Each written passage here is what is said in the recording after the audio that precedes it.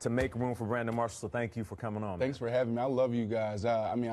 We shoot inside the NFL right next door. Yeah. I wanted to come on, but, our season didn't go the way we wanted to. So I'm like, let me stay low. Yeah. Okay, but let's get this out of the way. You're welcome here whenever you want. Yeah. Anytime, any hour, for however long you'd like. Now, congratulations on signing with the Giants.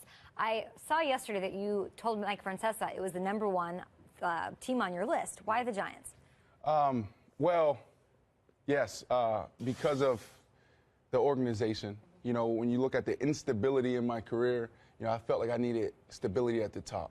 I thought that last year they handled their rough times extremely well. So you see Jerry Reese is still there, and, Coach McAdoo is a strong head coach, strong leader. And then, obviously, the quarterback play. I thank you so much for reading off all my amazing quarterbacks, great guys that I played with. But it's been a lot, and I thought that, if I was going to be able to go out a winner, definitely needed a quarterback.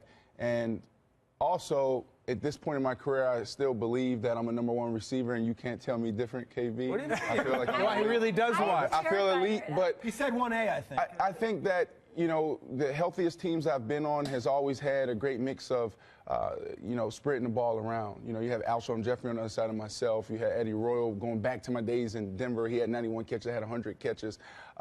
Eric Decker. Yeah. We had a monster year our first year with the New York Jets. So it was extremely important for me to go to a place where not only I didn't want to be the #1. I wanted a dominant #1. And Odell is the biggest superstar in our business. And, obviously we have a great defense, so it'll be awesome to see those guys grow year 2 all together. Yeah, listen, my concern is that you're too good, man, and Odell's not going to get the balls. I think you are a #1. Yeah, right. He's going to get the ball. Is he? He's going to get the ball. I'm the #2. It's not like Nate said 1B. Yeah. Nate knows football, but Nate, I'm #2. Yeah, right. It's 1, and it's 2 #2s. It's myself and Sterling Shepard. We can't forget about our young cat, who's, man, he has a high ceiling. Yeah. This guy has a high capacity for football, high football IQ. So I hope he pulls from me. Because you've never been a #2. You've had guys who are really good on the other side, but you have always been the man. What kind of adjustments are there's an argument there. I would say no argument. You're the man. I would say that my second year, actually the third year in Chicago, Alshon Jeffrey was the #1.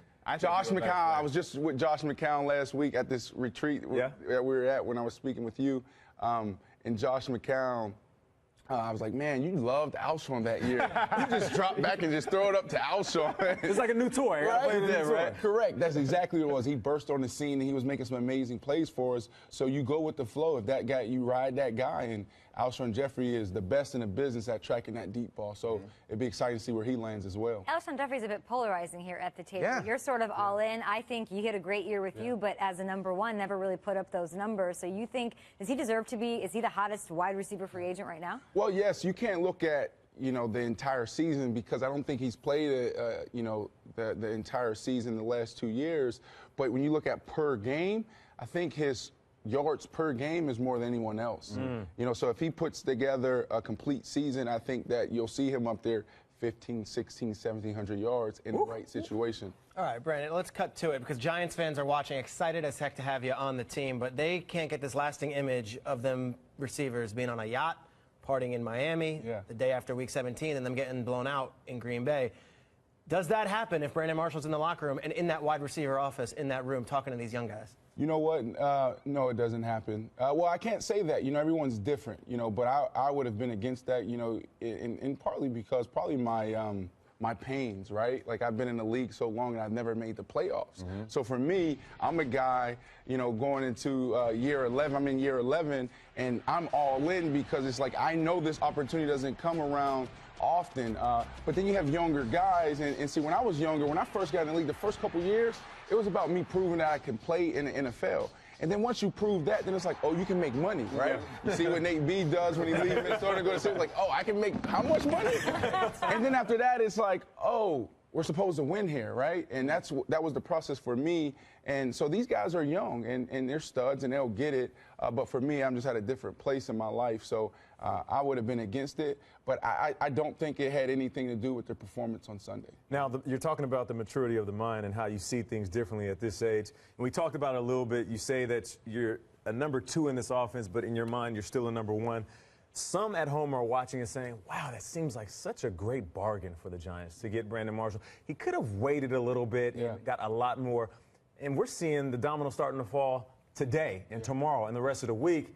And there's going to be guys getting paid a lot of money. Things are different for you. So for those at home saying, why didn't he wait to get more money? Why didn't you? Well, that's funny. When I talked to Jerry for the first time, he's like, look, Brendan, we wouldn't be having this conversation if I didn't think we were getting a really good player, a good player. I think he said good player. And I was like, hold on, Mr. Jerry, Mr. Reese. Jerry. Let me tell you, you're getting an elite player. So I had to remind him. I said, listen, it is not about the money, but we'll figure that out. But for me, it was about championships. It wasn't about the money. And there's a competitiveness there, right? It's a competition when you're negotiating and you're sitting at that table. But I had to continue to remind myself, this is not where the game is going to be won, right? And I just had to focus on that process, and I put that criteria in place, and I just stuck to it. And New York presented the #1 opportunity for me, and when it happened, I had to run with it. We could have went through the process. When you go visit this team, visit that team. I had other options, had more money on the table, and I didn't want to play that game. That's exhausting. Like, I'm like, just get it done. Can you tell us those teams? Just get it done. No. You told Francesa you also ranked the teams in tiers, tier 1, tier 2. Like, who's up in tier 1 with the Giants? I'll show you. We'll do it in the commercial. All right, we'll do it in the commercial. Yeah, no, I'm not going. But it's cool. I'll show you. You guys pull it up. We're just while you getting guys are started talking. with Brandon Marshall. We're going to